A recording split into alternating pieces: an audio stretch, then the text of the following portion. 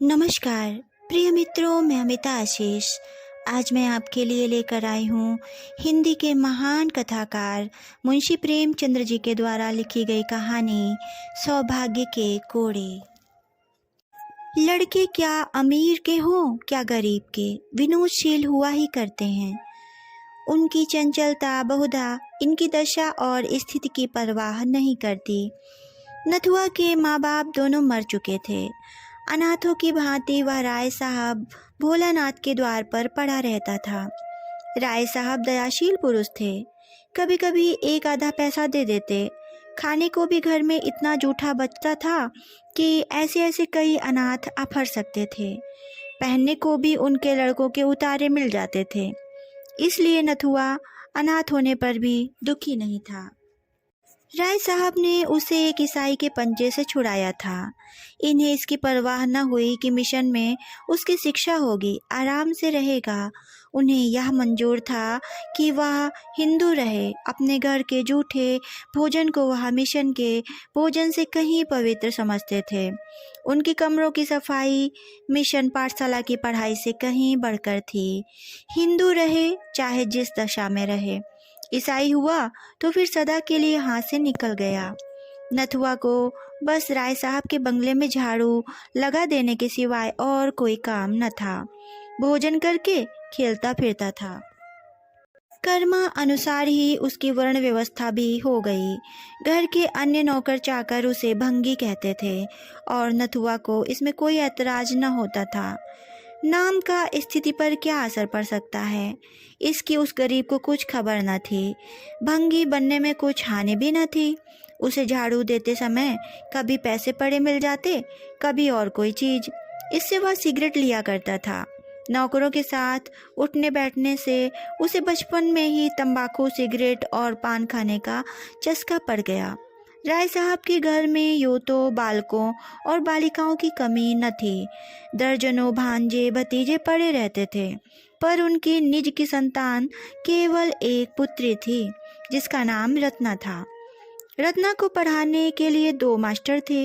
एक मेम साहब अंग्रेजी पढ़ाने आया करती थी। राय साहब की यह हार्दिक अभिलाषा थी कि रत्ना सर्वगुण संपन्न हो जाए और जिस घर में जाए उसकी लक्ष्मी बने। वह उसे अन्य बालकों के साथ न रहने देते। उसके लिए अपने बंगले में दो कमरे अलग कर दिए थे, एक पढ़ने के लिए, दूसरा सोने के लिए। लोग कहते हैं लाड़ प्यार से बच्चे जिद्दी और सशरीरी हो जाते हैं। रत्ना इतने लाड़ प्यार पर भी बड़ी सुशील बालिका थी। किसी नौकर को रे न पुकारती, किसी भिखारी तक को न दुत्कारती। नथुआ को वह पैसे मिठाइयाँ दे दिया करती थी। कभी कभी उससे बातें भी किया करती थी। इससे वह लौंडा उसके मुंह लग गया था। एक दिन नथुआ रत्ना के सोने के कमरे में झाड़ू लगा रहा था। रत्ना दूसरे कमरे में मेम साहब से अंग्रेजी पढ़ रही थी। नथुआ की शामत जो आई तो झाड़ू लगाते लगाते उसके मन में यह इच्छा हुई कि रत्ना के पलंग पर सोऊं। कैसी उजली चादर बिछी हुई है, गद्दा कितना नरम और मोटा है, कैसा सुंदर दुशाला है। रत्ना इस गद्दे पर कितने आराम से सोती है, जैसे चिड़िया के बच्चे घोंसले में। तभी तो रत्ना के हाथ इतने गोरे और कोमल हैं। मालूम होता है देह में रुई भरी हुई है।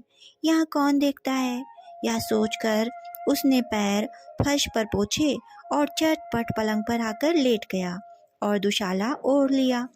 गर्व और आनंद से उसका हृदय पुलकित हो गया। वह मारे खुशी के 2-3 बार पलंग पर उछल पड़ा। उसे ऐसा मालूम हो रहा था मानो मैं रुई में लेटा हूँ। जिधर करवट लेता था देह अंगुल भर नीचे धंस जाती थी। वह स्वर्गीय सुख मुझे कहाँ नसीब। मुझे भगवान ने राय साहब का बेटा क्यों नहीं बनाया। सुख का अनुभव होते ही उसे अपनी दशा का वास्तविक ज्ञान हुआ और चित्त क्षुब्ध हो गया। एकाएक राय साहब किसी जरूरत से कमरे में आए तो नथुआ को रत्ना के पलंग पर लेटे देखा। मारे क्रोध के जल उठे। बोले, क्यों बेसुवर, तू यह क्या कर रहा है। नथुआ ऐसा घबराया मानो नदी में पैर फिसल पड़े हों। चारपाई से कूदकर अलग खड़ा हो गया और फिर झाड़ू हाथ में ले ली।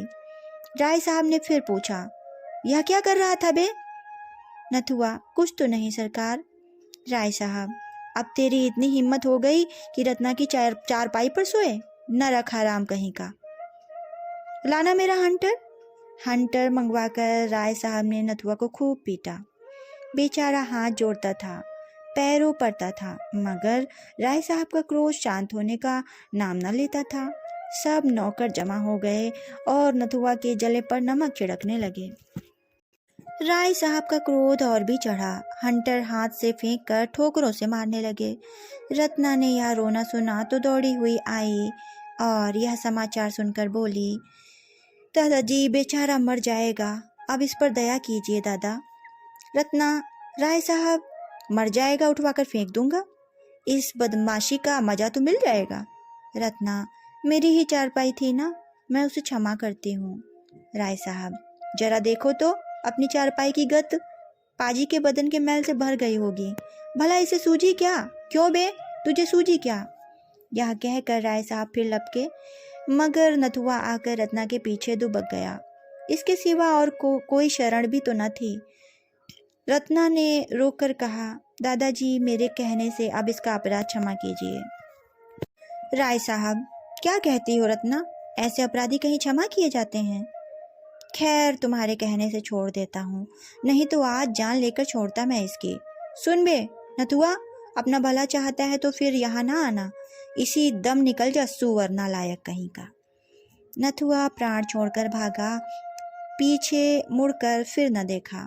सड़क पर पहुंचकर वह खड़ा हो गया। यहाँ राय साहब उसका कुछ नहीं कर सकते थे। यहाँ सब लोग उसकी मुंह देखी तो न कहेंगे, कोई तो कहेगा कि लड़का था, भूली हो गई तो क्या प्राण ले लीजिएगा। यहाँ मारे तो देखूं, गाली देकर भागूंगा, फिर कौन मुझे पा सकता है। इस विचार से उसकी हिम्मत बंधी। बंगले की तरफ मुंह करके जोर से बोला, यहाँ आओ तो देखें, और फिर भागा कि कहीं राय साहब ने सुन न लिया हो। नथुआ थोड़ी ही दूर गया था कि रत्ना की मेम साहब अपने टमटम पर सवार आती हुई दिखाई दी। उसने समझा शायद मुझे पकड़ने आ रही हैं। वह भागा, बहुत तेज भागा, किंतु जब पैरों में दौड़ने की शक्ति न रही तो खड़ा हो गया। उसके मन ने कहा, वह मेरा कर क्या लेंगी? मैंने उनका कुछ बिगाड़ा है क्या? एक क्षण में मेम साहब आ पहुंची और टमटम रोककर बोली, नाथू कहाँ जा रहे हो?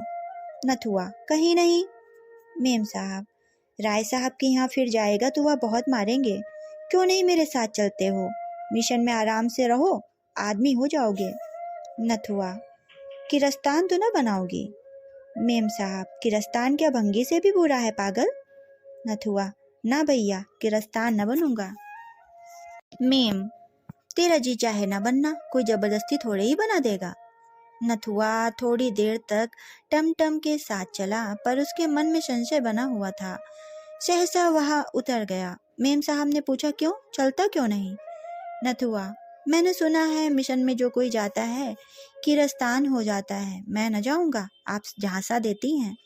मेम, अरे पागल, वहां तुझे पढ़ाया जाएगा, किसी की चाकरी न करनी पड़ेगी, शाम को खेलने की छुट्टी मिलेगी, कोट पतलून पहनने को मिलेगी, चल के 2-4 दिन देख ले। नथुआ ने इस प्रलोभन का उत्तर न दिया, एक गली से होकर भागा। जब टमटम दूर निकल गया तो निश्चिंत होकर सोचने लगा, जाऊं, कहीं कोई सिपाही पकड़कर थाने न ले जाए। मेरी बिरादरी के लोग तो वहां रहते हैं, क्या वह मुझे अपने घर में रखेंगे? कौन बैठकर खाऊंगा? काम तो करूंगा ना, बस किसी की पीठ पर रहना चाहिए। आज कोई मेरी पीठ पर होता तो मजाल थी कि राय साहब मुझे यूं मारते, सारी बिरादरी जमा हो जाती, घेर लेती, घर की सफाई बंद हो जाती, कोई द्वार पर झाड़ू तक न लगाता, सारी राय साहब भी निकल जाती। यह निश्चय करके वह घूमता घामता भंगियों के मोहल्ले में पहुंचा। शाम हो गई थी। कई भंगी एक पेड़ के नीचे चटाइयों पर बैठकर शहनाई और तबला बजा रहे थे। वह नित्य इसका अभ्यास करते थे, यह उनकी जीविका थी। गान विद्या की यहाँ जितनी छीछा लेदर हुई है उतनी और कहीं न हुई होगी। नथुआ जाकर वहां खड़ा हो गया। उसे बहुत ध्यान से सुनते देखकर एक भंगी ने पूछा, कुछ गाता है? नथुआ, अभी तो नहीं गाता, पर सिखा दोगे तो गाने लगूंगा। भंगी, बहाना मत कर, बैठ, कुछ गाकर सुना। मालूम तो हो कि तेरा गला भी है या नहीं। गला ही ना होगा तो क्या कोई सिखाएगा। नथुआ मामूली बाजार के लड़कों की तरह कुछ न कुछ गाना जानता ही था। रास्ता चलता तो कुछ न कुछ गाने लगता था। वह तुरंत गाने लगा। उस्ताद ने सुना, जौहरी था, समझ गया यह कांच का टुकड़ा नहीं। बोला, कहाँ रहता है? नथुआ ने अपनी राम कहानी सुनाई। परिचय हो गया, उसे आश्रय मिल गया और विकास का वह अवसर मिल गया जिसने उसे भूमि से आकाश पर पहुंचा दिया। इसी तरह 3 साल उड़ गए। नथुआ के गाने की सारे शहर में धूम मच गई और वह केवल एक गुड़ी नहीं, सर्वगुणी था। गाना, शहनाई बजाना, पखावज, सारंगी, तंबूरा, सितार सभी कलाओं में दक्ष हो गया। उस्तादों को भी उसकी चमत्कारिक बुद्धि पर आश्चर्य होता था। ऐसा मालूम होता था कि उसने पहले से पढ़ी हुई विद्या को दोहरा लिया है। लोग 10-10 सालों तक सितार बजाना सीखते रहते हैं और तब भी नहीं आता। नथुआ को 1 महीने में उसके तारों का ज्ञान हो गया। ऐसे कितने ही रत्न पड़े हुए हैं जो किसी पारखी से भेंट न होने के कारण मिट्टी में मिल जाते हैं। संयोग से इन्हीं दिनों ग्वालियर में एक संगीत सम्मेलन हुआ। देश देशांतरों से संगीत के आचार्य निमंत्रित हुए। उस्ताद घूरे को भी न्योता मिला। नथुआ इन्हीं का शिष्य था। उस्ताद ग्वालियर चले तो नाथू को भी साथ लेते गए। 1 सप्ताह तक ग्वालियर में बड़ी धूमधाम रही। नाथू राम ने वहाँ खूब नाम कमाया। उसे सोने का तमगा इनाम मिला। ग्वालियर के संगीत विद्यालय के अध्यक्ष ने उस्ताद घूरे से आग्रह किया, नाथूराम को संगीत विद्यालय में दाखिल करा दो। यहाँ संगीत के साथ उसकी शिक्षा भी हो जाएगी। घूरे को मानना पड़ा। नाथूराम भी राजी हो गया। नाथूराम ने 5 वर्षों में विद्यालय की सर्वोच्च उपाधि प्राप्त कर ली। इसके साथ साथ भाषा, गणित और विज्ञान में उसकी बुद्धि ने अपनी प्रखरता का परिचय दिया। अब वह समाज का भूषण था। कोई न पूछता था उससे कि कौन जाति के हो। उसका रहन सहन, तौर तरीका अब गायकों के समान नहीं था, शिक्षित समुदाय की तरह था। अपने सम्मान की रक्षा के लिए वह ऊंचे वर्ण वालों का के समान आचरण रखने लगा। मदिरा, मांस त्याग दिया। नियमित रूप से संध्योपासना करने लगा। कोई कुलीन ब्राह्मण भी इतना आचार विचार न करता होगा। नाथूराम तो पहले ही उसका नाम हो चुका था। अब उसका कुछ और सुसंस्कार हुआ। वह ना रा आचार्य मशहूर हो गया। साधारणतः लोग आचार्य ही कहा करते थे। राज्य दरबार से उसे अच्छा वेतन मिलने लगा। 18 वर्ष की आयु में इतनी ख्याति विरले ही किसी गुड़ी को नसीब होती है। लेकिन ख्याति प्रेम की वह प्यास है जो कभी नहीं बुझती। वह अगस्त ऋषि की भांति सागर को पीकर भी शांत नहीं होती। महाशयाचार्य ने यूरोप को प्रस्थान किया। वह पाश्चात्य संगीत पर भी अधिकार करना चाहते थे। जर्मनी के सबसे बड़े संगीत विद्यालय में दाखिल हो गए और 5 वर्षों के निरंतर परिश्रम और उद्योग के बाद आचार्य की पदवी लेकर इटली की सैर करते हुए ग्वालियर लौट आए। और उसके 1 ही सप्ताह के बाद मदन कंपनी ने उन्हें 3000 रुपये मासिक वेतन पर अपनी शाखाओं का निरीक्षक नियुक्त किया। वह यूरोप जाने के पहले ही हजारों रुपए कमा चुके थे।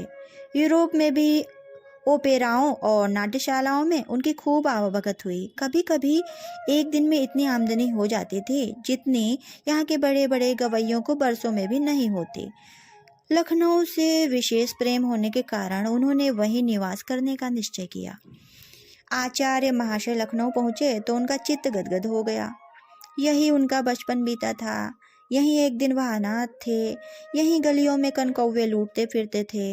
यहीं बाजारों में पैसे मांगते फिरते थे। आह, यहीं पर हंटरों की मार पड़ी थी जिसके निशान अब तक बने हुए थे। अब वह दाग उन्हें सौभाग्य की रेखाओं से भी प्रिय लगते थे। यथार्थ में यह कोड़े की मार उनके लिए शिव का वरदान थी।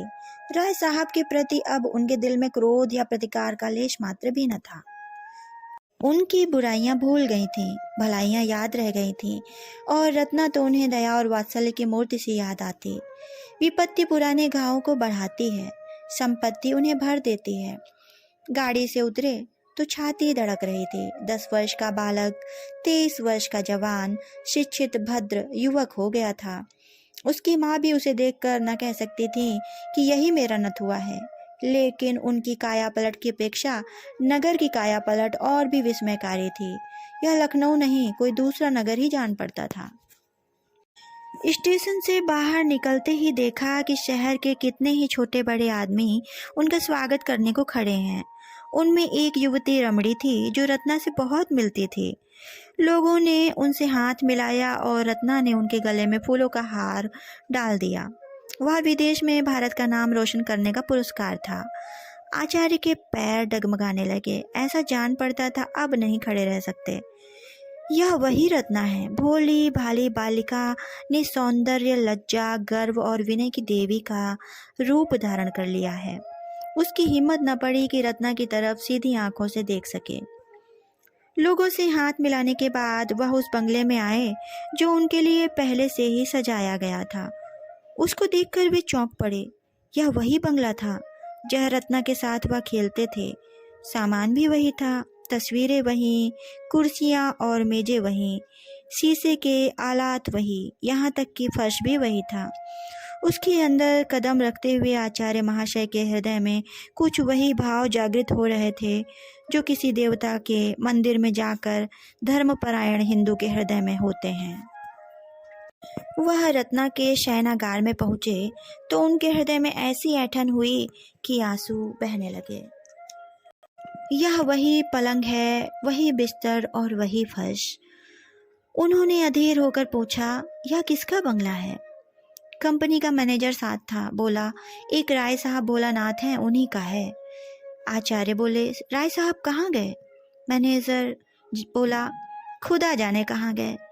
यह बंगला कर्ज की इल्लत में नीलाम हो रहा था।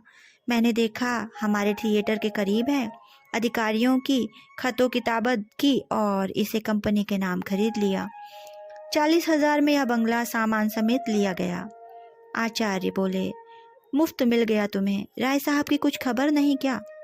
मैनेजर, सुना था कि कहीं तीर्थ करने गए थे, खुदा जाने लौटे या नहीं।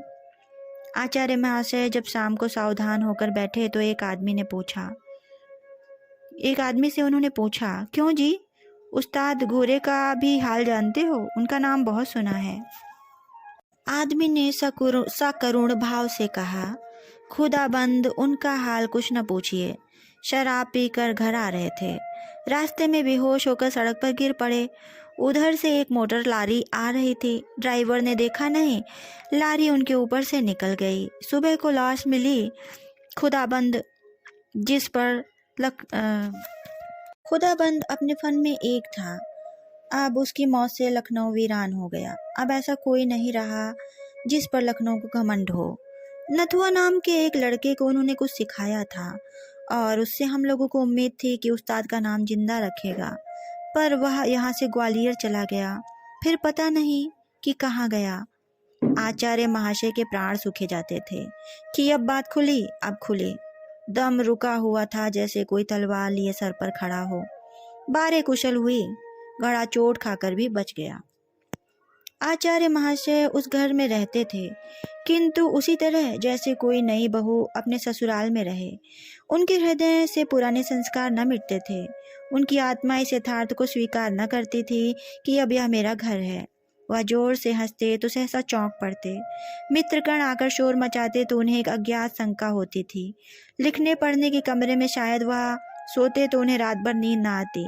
वह ख्याल दिल में जमा हुआ था कि यह पढ़ने लिखने का कमरा है। बहुत अच्छा होने पर भी वह पुराने सामान को बदल न सकते थे और रत्ना के शयनागार को तो उन्होंने फिर कभी नहीं खोला। वह ज्यों का त्यों बंद पड़ा रहता था। उसके अंदर जाते हुए उनके पैर थरथराने लगते थे। उस पलंग पर सोने का ध्यान ही उन्हें नहीं आया। लखनऊ में कई बार उन्होंने विश्वविद्यालय में अपने संगीत नैपुण्य का चमत्कार दिखाया। किसी राजा रईस के घर अब वह गाने न जाते थे, चाहे कोई उन्हें लाखों रुपए ही क्यों न दे। यह उनका प्रण था। लोग उनका अलौकिक गान सुनकर अलौकिक आनंद उठाते थे। एक दिन प्रातःकाल आचार्य महाशय संध्या से उठे थे कि राय भोलानाथ उनसे मिलने आए। रत्ना भी उनके साथ थी। आचार्य महाशय पर रोब छा गया। बड़े बड़े यूरोपीय थिएटरों में भी उनका हृदय इतना भयभीत न हुआ था। उन्होंने जमीन तक झुककर राय साहब को सलाम दिया। भोलानाथ उनकी नम्रता से कुछ विस्मित से हो गए। बहुत दिन हुए जब लोग उन्हें सलाम किया करते थे। अब तो जहाँ जाते थे हंसी उड़ाई जाती थी। रत्ना भी लज्जित हो गई। राय साहब ने कातर नेत्रों से इधर उधर देखकर कहा, आपको यह जगह तो पसंद आई होगी। आचार्य बोले, जी हाँ, इससे उत्तम स्थान की तो मैं कल्पना भी नहीं कर सकता। भोलानाथ, यह मेरा ही बंगला है। मैंने ही इसे बनवाया और मैंने ही इसे बिगाड़ भी दिया। रत्ना ने झेपते हुए कहा, दादाजी इन बातों से क्या फायदा। भोला, फायदा नहीं है बेटी, नुकसान भी नहीं। सज्जनों से अपनी विपत्ति कहकर चित्त शांत होता है। महाशय, यह मेरा ही बंगला है, या यूं कहिए कि था। 50,000 सालाना इलाके से मिलते थे, पर कुछ आदमियों की संगत से मुझे सट्टे का चस्का पड़ गया। 2-3 बार ताबड़तोड़ बाजी हाथ आई, हिम्मत खुल गई, लाखों के वारे न्यारे होने लगे, किंतु एक ही घाटे में सारी कसर निकल गई। बधिया बैठ गई, सारी जायदाद खो बैठा। सोचिए, 25 लाख का सौदा था। कौड़ी चित्त पड़ती तो आज इस बंगले का कुछ और ही ठाठ होता, नहीं तो पिछले दिनों को की याद कर करके हाथ मलता हूँ। मेरी रत्ना को आपके गाने से बड़ा प्रेम है, जब देखो आपकी ही चर्चा किया करती है। इसे मैंने बीए तक पढ़ाया है। रत्ना का चेहरा शर्म से लाल हो गया। बोली, दादाजी, आचार्य महाशय मेरा हाल जानते हैं, उनको मेरे परिचय की जरूरत नहीं। महाशय क्षमा कीजिए, पिताजी इस घाटे के कारण कुछ अव्यवस्थित चित्त के हो गए हैं। वह आपसे यह प्रार्थना करने आए हैं कि यदि आपको कोई आपत्ति न हो तो वह कभी कभी इस बंगले को देखने आया करें। इससे उनके आंसू पुछ जाएंगे। उन्हें इस विचार से संतोष होगा कि मेरा कोई मित्र इसका स्वामी है। बस यही कहने के लिए यह आपकी सेवा में आए हैं। आचार्य ने विनयपूर्ण शब्दों में कहा, इसके लिए पूछने की जरूरत नहीं है। घर आपका है, जिस वक्त जी चाहे शौक से आएं, बल्कि आपकी इच्छा हो तो आप इसमें रह भी सकते हैं। मैं अपने लिए कोई दूसरा स्थान ठीक कर लूँगा। राय साहब ने धन्यवाद दिया और चले गए। वह दूसरे तीसरे यहाँ जरूर आते और घंटों बैठे रहते। रत्ना भी उनके साथ अवश्य आती। फिर वह एक बार प्रतिदिन आने लगे। एक दिन उन्होंने आचार्य महाशय को एकांत में ले जाकर पूछा, क्षमा कीजिएगा, आप अपने बाल बच्चों को क्यों नहीं बुला लेते? अकेले तो आपको बहुत कष्ट होता होगा।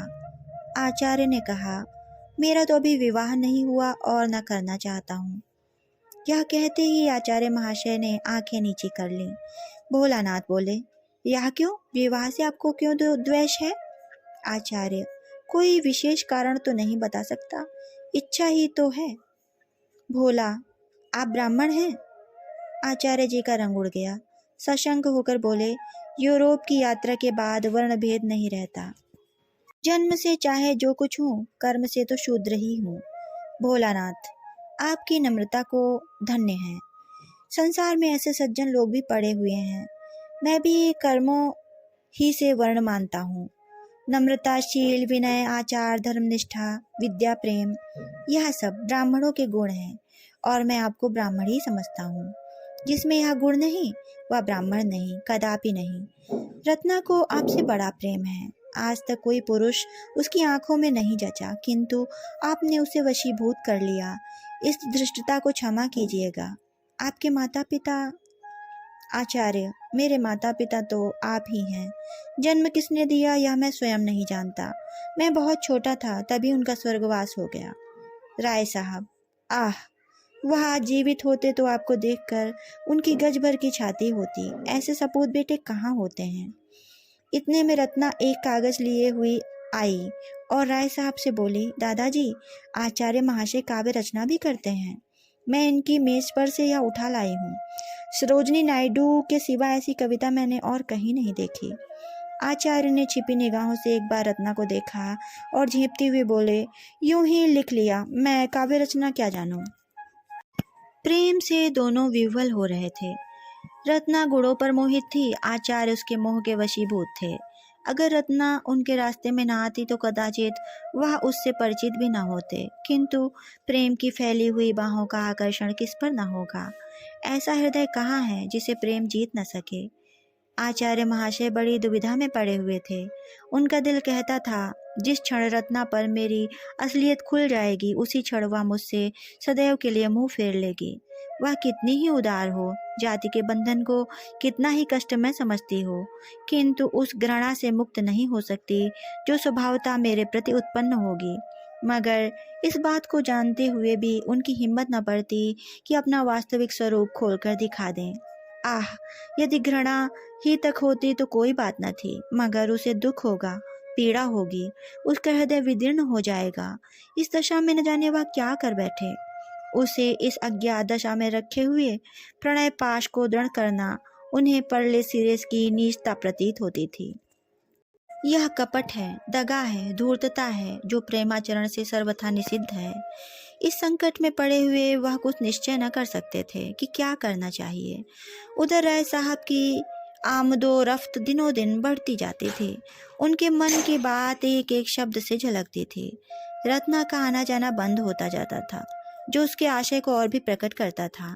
इस प्रकार 3-4 महीने व्यतीत हो गए। आचार्य महाशय सोचते, यह वही राय साहब हैं जिन्होंने केवल रत्ना की चारपाई पर जरा देर लेटे रहने के लिए मुझे मारकर घर से निकाल दिया था। जब उन्हें मालूम होगा कि मैं वही अनाथ, अछूत, आश्रयहीन बालक हूँ, तो उन्हें कितनी आत्मवेदना, कितना अपमान, कितनी पीड़ा, कितनी लज्जा, कितनी दुराशा और कितना पश्चाताप होगा। एक दिन राय साहब ने कहा, विवाह की तिथि निश्चित कर लेनी चाहिए। इस लग्न में मैं इस ऋण से उऋण हो जाना चाहता हूँ। आचार्य महाशय ने बात का मतलब समझकर भी प्रश्न किया, कैसी तिथि? राय साहब, यही रत्ना के विवाह की। मैं कुंडली का तो कायल नहीं, पर विवाह तो शुभ मुहूर्त में ही होगा। आचार्य भूमि की ओर ताकते रहे, कुछ न बोले। राय साहब, मेरी अवस्था तो आपको मालूम ही है। कुश और कन्या के सिवा मैं किसी योग्य नहीं हूँ। रत्ना के सिवा और कौन है जिसके लिए उठा रखता। आचार्य महाशय विचारों में मग्न थे। राय साहब, रत्ना को आप स्वयं जानते हैं। आपसे उसकी प्रशंसा करना व्यर्थ है। वह अच्छी है या बुरी है, उसे आपको स्वीकार करना पड़ेगा।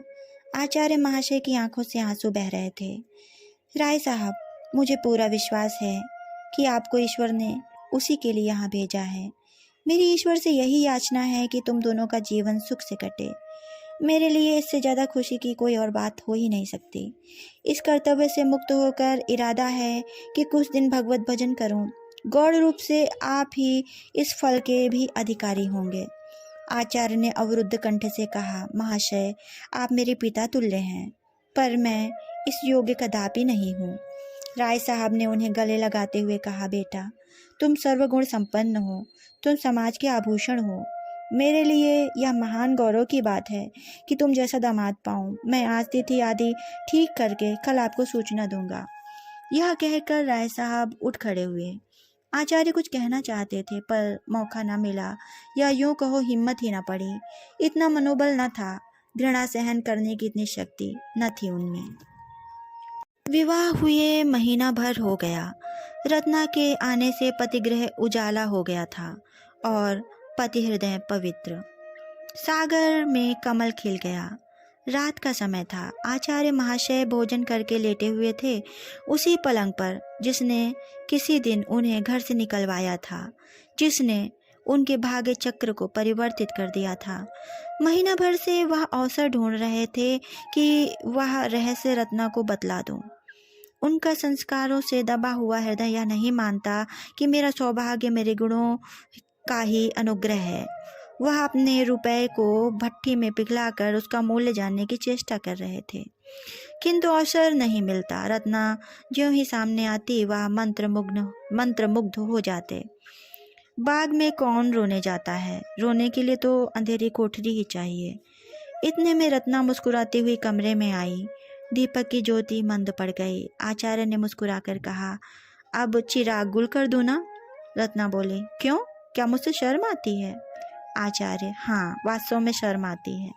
रत्ना, इसलिए कि मैंने तुम्हें जीत लिया? आचार्य, नहीं, इसलिए कि मैंने तुम्हें धोखा दिया। रत्ना, तुमने धोखा देने की शक्ति कहाँ से मिली? आचार्य, तुम नहीं जानती, मैंने तुम्हें बहुत बड़ा धोखा दिया है। रत्ना, सब जानती हूँ। आचार्य, जानती हो मैं कौन हूँ? रत्ना, खूब जानती हूँ, बहुत दिनों से जानती हूँ। जब हम तुम दोनों इसी बगीचे में खेला करते थे, मैं तुमको मारती थी और तुम रोते थे। मैं तुमको अपनी झूठी मिठाइयाँ देती थी और तुम दौड़ कर लेते थे। तब भी मुझे तुमसे प्रेम था। हाँ, वह दया के रूप में व्यक्त होता था। आचार्य ने चकित होकर कहा, रत्ना, यह जानकर भी तुमने? रत्ना, हाँ, जानकर ही। न जानती तो शायद ना करती। आचार्य, यह वही चारपाई है। रत्ना, और मैं घाते में। आचार्य ने उसे गले लगाकर कहा, तुम क्षमा की देवी हो। रत्ना ने उत्तर दिया, मैं तुम्हारी चेरी हूँ। आचार्य, राय साहब भी जानते हैं क्या? रत्ना, नहीं, उन्हें नहीं मालूम है। उन्हें भूल कर भी न कहना, नहीं तो वह आत्मघात कर लेंगे। आचार्य, वह कोड़े अभी तक याद हैं। रत्ना, अब पिताजी के पास उसका प्रायश्चित करने के लिए कुछ भी नहीं रह गया। क्या अब भी तुम्हें संतोष नहीं हुआ? कहानी समाप्त।